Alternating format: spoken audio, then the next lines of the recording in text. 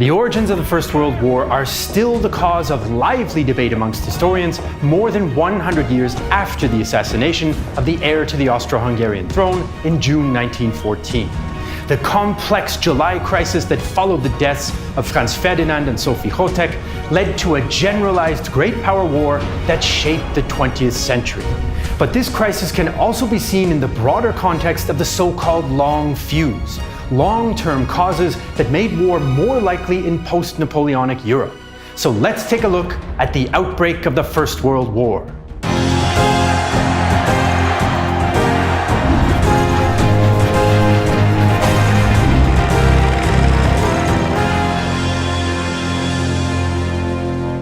In the decades before the First World War broke out in 1914, industrialization led to huge increases in wealth and urbanization, but also created stark inequalities in society. Ruling groups needed to manage the resulting tensions, so encouraging nationalism and pride in imperial expansion helped to channel the anger and energy of the popular classes elsewhere. But this caused problems abroad. Britain, France, and Russia had well-established empires by the late 1800s when a new player arrived on the scene. Germany became a unified state in 1871 and eventually began to create its own overseas empire and blue water navy to appease its growing commercial class and to offset the powerful influence of social democratic parties at home. Germany's ambitions for its, quote, place in the sun caused a spike in tensions between the great powers, who were already in competition with each other. Great power rivalries became part of popular culture with jingoistic press, militaristic education in schools, and everything from children's toys and thriller novels and even movies focusing on feats of arms or dangerous potential enemies. These political and social tensions caused a growing anxiety among many Europeans, and the danger that they might lead to war was heightened by increasing militarization. As the great powers expanded their empires and worried about rivals, they also built up their military capability and political alliances.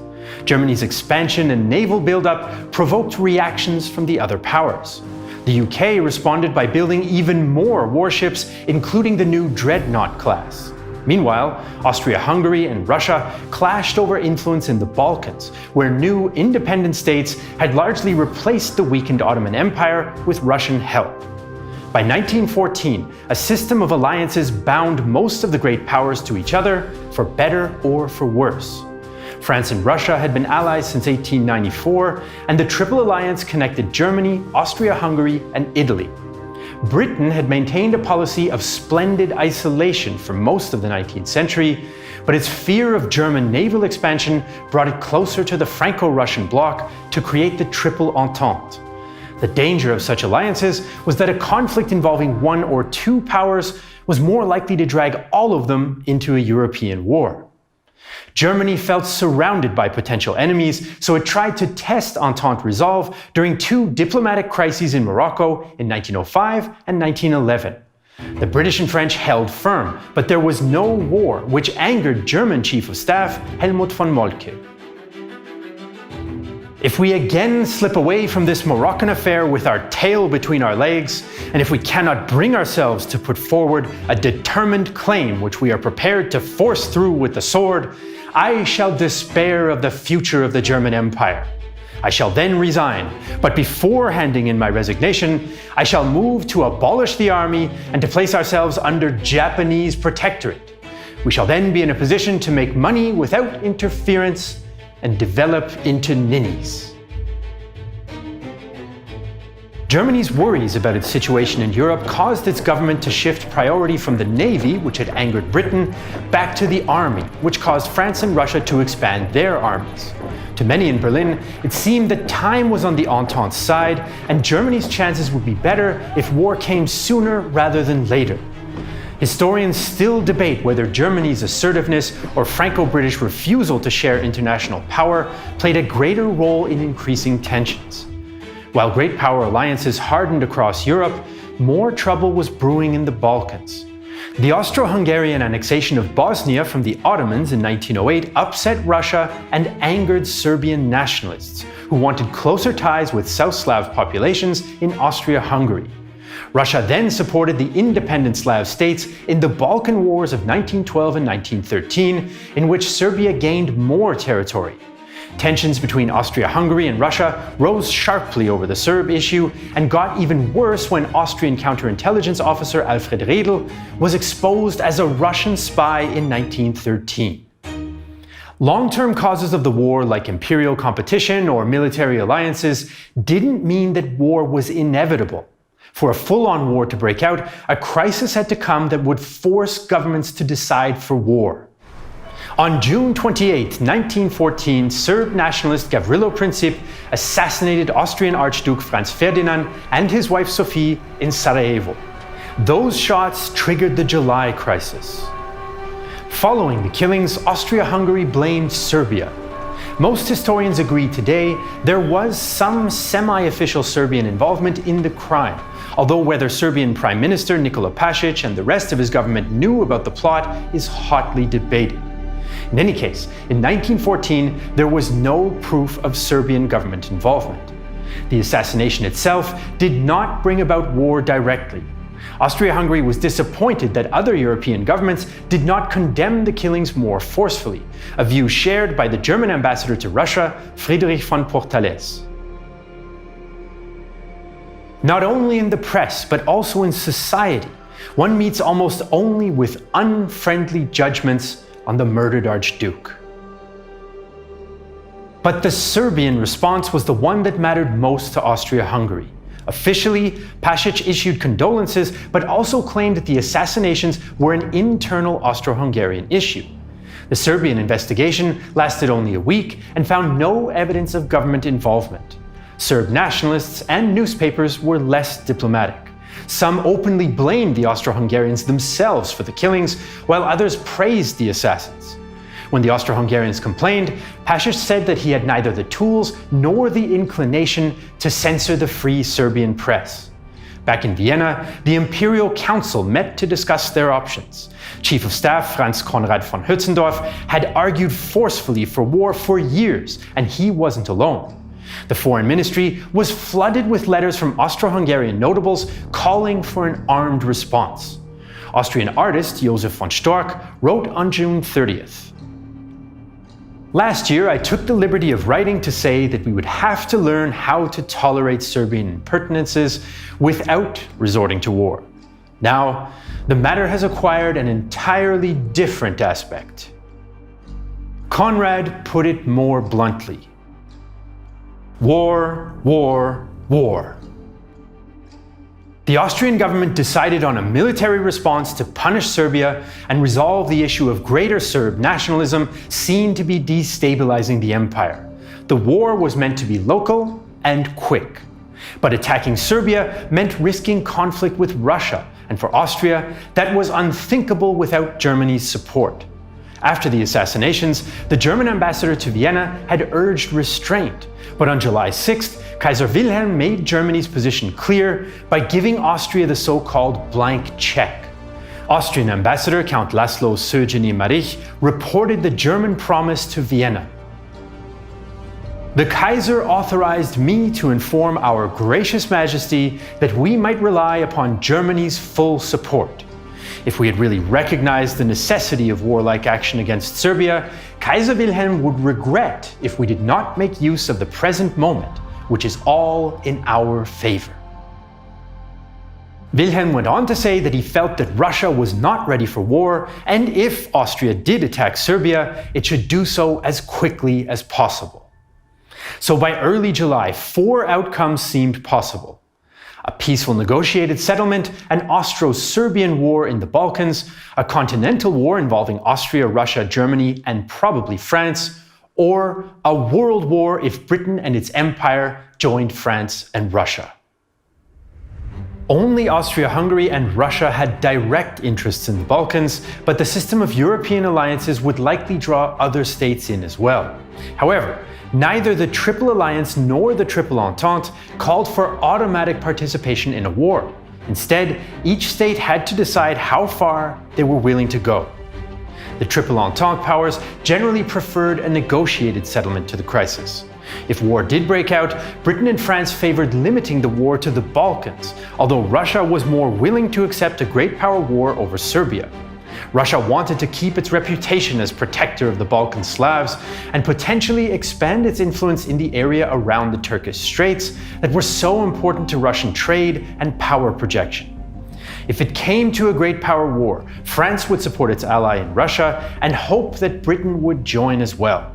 In Britain, a major war was unpopular with the public, business circles, and some members of cabinet. Some politicians, like Foreign Secretary Edward Grey, reasoned that if a major war broke out, the outcome would be better for Britain if it joined Russia and France. If Germany and Austria defeated France and Russia, British interests and security would badly suffer, but there was still significant opposition in the UK. As far as the Entente powers were concerned, a major war still seemed unlikely. Understanding Austro-German intentions is trickier, and historians still debate them. Their leaders saw little benefit in a negotiated settlement. It wouldn't resolve the issue of Serbian nationalism or improve Austria's position in the Balkans. The best outcome would probably come from a localized Austro-Serbian war. At the same time, launching such a war meant accepting the risk of a continental war against France and Russia and possibly Britain. Germany had made plans for war against France and Russia and felt that the longer it waited, the more powerful Russia would become and the greater the risk of defeat. Germany and Austria both decided to risk a European war against France and Russia to resolve the Serbian issue in Austria's favor. If a general war came, victory would allow Germany to dominate the continent. The wild card, of course, was Britain. If the UK fought against them, an Austro-German victory was much less likely and would amount to a worst-case scenario. So in the face of rival alliances and conflicting goals and expectations, the great powers of Europe faced the July crisis of 1914. After Germany's blank check to Austria on July 6th, Austria-Hungary planned to move quickly against Serbia, but that was easier said than done. On July 7th, the Austro-Hungarians planned their next step. Although many were eager for war, the government was not quite united. Hungarian Prime Minister István Tisza was at first hesitant. The Kingdom of Hungary already included many Serbs, and war with Serbia would only increase those tensions. Tisza insisted that Austria-Hungary deliver an ultimatum to Serbia to give one last opportunity for peace, or to justify eventual military action. Crafting the ultimatum took time, and Tisza only approved the final text on July 19th. The ultimatum text was not the only delay. Many Austro-Hungarian troops were on leave for the harvest, and mobilization would take 2 weeks. Internationally, the French President and Prime Minister arrived in St. Petersburg on July 20th for a scheduled meeting with the Russians. So if the Austrians gave the ultimatum to Serbia before the French went home, Moscow and Paris might quickly develop a joint response. It's debated how much the French and Russians may have already known about the coming Austrian ultimatum, but they did use the meeting to portray an image of ironclad unity. As President Raymond Poincaré told the Russians, his primary concern was Britain. "We shall have weighty matters to discuss.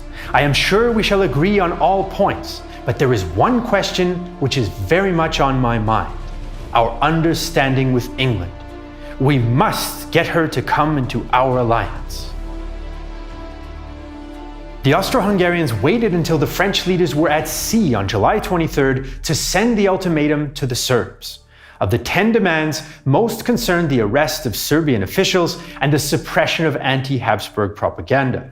To carry this out, the ultimatum demanded that Serbia, quote, accept the collaboration in Serbia of organs of the imperial and royal government of Austria-Hungary.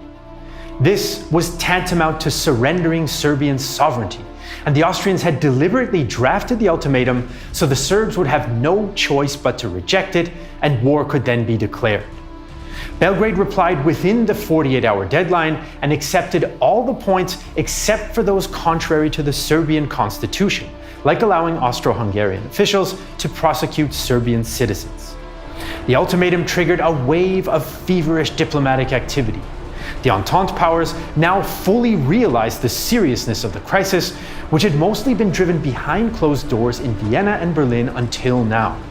London, Paris, and St. Petersburg condemned the ultimatum, although Britain suggested mediation talks including Britain, France, Germany, and Italy. But Berlin refused.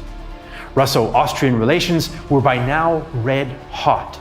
Russian Foreign Minister Sergei Sazonov actually shouted at the Austro-Hungarian ambassador in a meeting. "I know what it is. You want to make war on Serbia. The German newspapers have been egging you on. You are setting fire to Europe. It's a great responsibility you are taking on. You will see what effect this has in London and Paris, and maybe elsewhere too." The Tsar ordered partial mobilization of 4 military districts on July 24th, followed by the period preparatory to war on the 26th. The Russian army began to call up reservists, gather supplies, and promote officers. At the same time, the Tsar wanted to make sure that these measures did not appear to be directed at Germany. So Austria-Hungary had a blank check from Germany and had made sure that its ultimatum to Serbia was unacceptable. On July 28, 1914, Austria-Hungary declared war on Serbia. The war was still a regional one, but that would all change in the cascade of events in the coming days. In reality, partial Russian mobilization was an illusion. The General Staff had no plans to partially mobilize, and Tsar Nicholas's generals told him that partial mobilization would disrupt a potential full mobilization and still likely alarm the Germans. Military and political leaders of all powers were confronted with the same problem.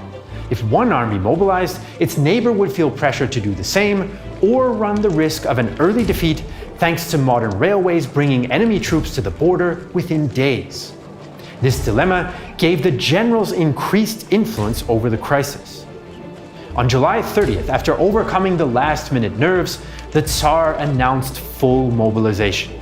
All eyes now turned to Germany. From July 29th to August 1st, Tsar Nicholas and Kaiser Wilhelm exchanged a series of urgent telegrams. Affectionately signing Nicky or Willy, the two cousins spoke of their affection for each other, but also issued demands. On July 30th, Willy wrote to Nicky, "I now receive authentic news of serious preparations for war on my eastern frontier. Responsibility for the safety of my empire forces preventive measures of defense upon me. My friendship for you and your empire, transmitted to me by my grandfather on his deathbed, has always been sacred to me, and I have honestly often backed up Russia. The peace of Europe may still be maintained by you if Russia will agree to stop the military measures which must threaten Germany and Austria-Hungary." London now tried to mediate again, including a proposal for Austro-Hungarian forces to stop at Belgrade. On the 29th, German Chancellor Theobald von Bethmann-Hollweg asked Britain to stay neutral if Germany promised not to touch French possessions. Foreign Secretary Edward Grey now desperately sought clarification from his own cabinet, 2/3 of which had previously opposed the war. Cabinet member John Burns summed up the decision.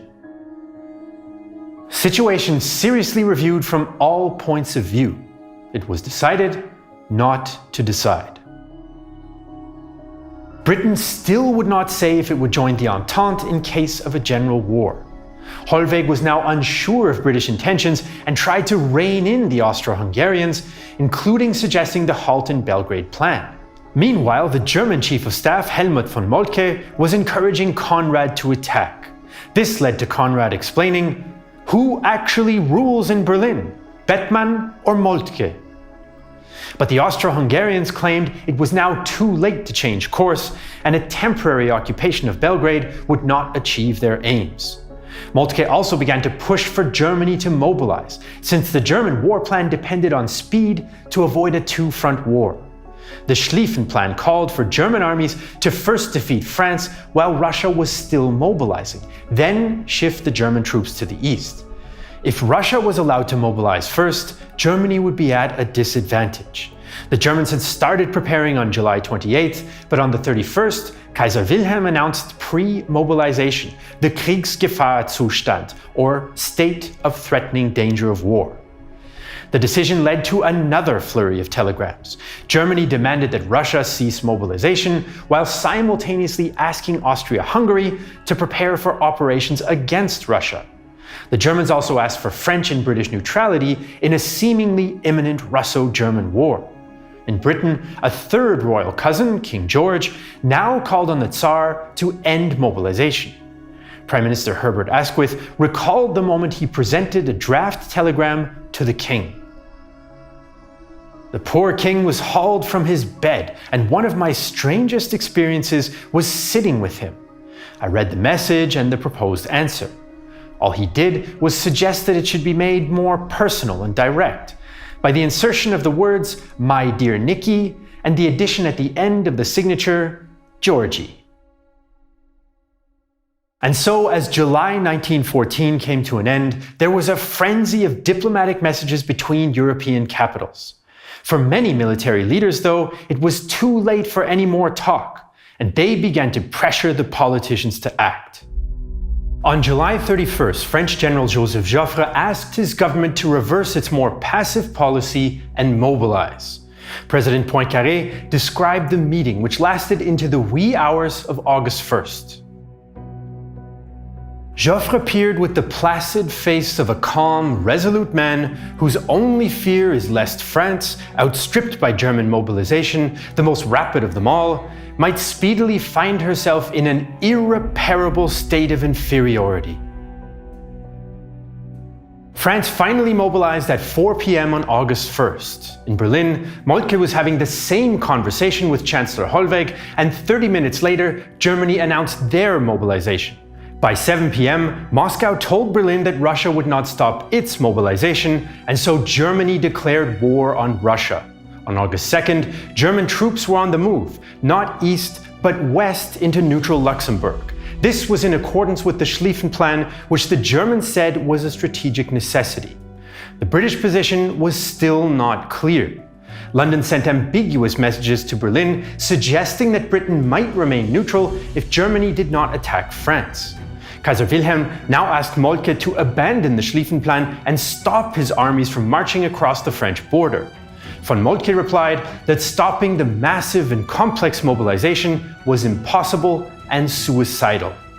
The Kaiser was angry, and his answer showed that he did not fully understand his own military machine. Your illustrious uncle von Moltke the Elder would not have given me such an answer. If I order it, it must be possible. Soon after, the Kaiser learned that there was no formal British offer to stay neutral and gave his armies the green light to follow the plan and invade Belgium, Luxembourg, and France. By August 2nd, the mood in Britain had shifted towards intervention. The British informed the French that they would block any German naval movements in the Channel and would uphold Belgian neutrality. Belgian neutrality was Britain's final red line, but it was a line that Germany had already begun to cross. The same day, Germany delivered an ultimatum to Belgium that it had prepared back on July 26th. The Germans claimed the French planned to enter Belgium, so Germany had no choice but to move in preemptively. If Belgium resisted, the Germans would consider it an enemy. Brussels replied to Berlin on August 3rd. The intentions Germany ascribes to France are in contradiction with the formal declarations made to us. The infringement of Belgium's independence, with which the German governments threaten her, would constitute a flagrant violation of international law. No strategic interest justifies such a breach of law. The Belgian government is firmly resolved to repel every infringement of its rights by all means in its power. That same day, the final dominoes began to fall. Italy declared that it would stay neutral and would not join its Triple Alliance partners in war. Germany claimed France was about to attack it, which wasn't true, and declared war on France. On August 4th, German troops marched into Belgium. Belgium appealed to Britain, France, and Russia to guarantee her independence, and Britain declared war on Germany. By August 4th, the great powers of Europe were at war, and the First World War had begun. In the next 4 years, roughly 20 million people would be killed or die of disease and hunger. But even before the killing stopped, debates were raging about the war's origins and who was to blame, and they haven't stopped since. Shortly after the outbreak of the war, each of the powers published a so-called color book, making its case as to how to understand the July crisis and basically blaming the other side. After the war, each side still blamed the other, and the Allies put the responsibility squarely on the Central Powers in the post-war peace treaties. Since then, the evidence of 1914 has been interpreted in many different ways as historians have tried to answer who was at fault for starting the war. For years, many historians concluded that all the powers shared some of the blame for the war beginning. Then, in the 1960s, German historian Fritz Fischer made one of the most influential arguments. He claimed that the German government and military elites had grandiose plans and wanted to achieve them through war. The Fischer School claims Germany had long planned a war aimed against Russia and France and directly led Austro-Hungarian actions in order to escalate events. More recently, other single powers have been fingered for their role in the crisis. Sean McMeekin emphasized that Russia's actions turned a Balkan war into a continental one, and Niall Ferguson blamed Britain for its mistakes and naivete. Some other recent interpretations, like Christopher Clark's sleepwalker theory, suggest the war was largely unintended and resulted from miscalculations, misunderstandings, and perceived insecurities. He argues that Germany felt Russia and Britain were unlikely to become involved and tried its best to localize the conflict in the Balkans. Another debate centers around whether the war was inevitable. Here, the recent consensus is that the alliance system did not force any state to fight, as Italy proved by staying neutral in 1914. This line of thinking stresses that there were many times when things might have taken a different turn, like if Austria had acted more quickly against Serbia, or if Britain had taken a clear position right from the start of the crisis. There's also a discussion about culture and mentality in 1914. Historian James Joel, for example, suggests that the cultural, military, and strategic zeitgeist saw war as a practical and indeed desirable tool for social change and defense of national interests. Since modern war also involved the need for a quick mobilization via rail timetables, military commanders became as or even more important than politicians in the crisis.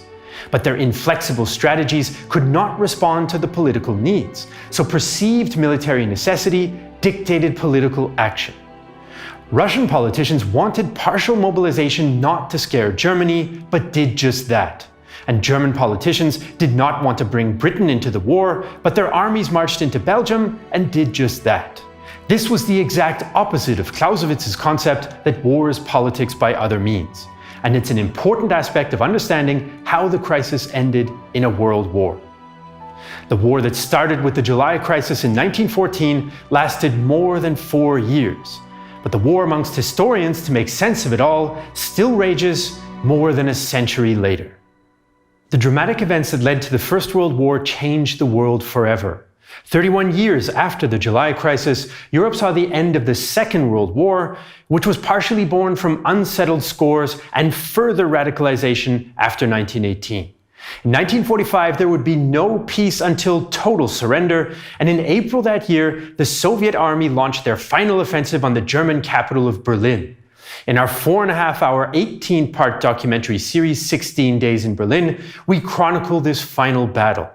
It features original film footage from Soviet cameramen, never-before-seen photos of the battle, detailed maps and animations, and expert interviews with David Willey from the Tank Museum, Ian from Forgotten Weapons, and more. Unfortunately, we can't upload this series to YouTube because it shows the grim reality of the Second World War, and that would get us demonetized or worse.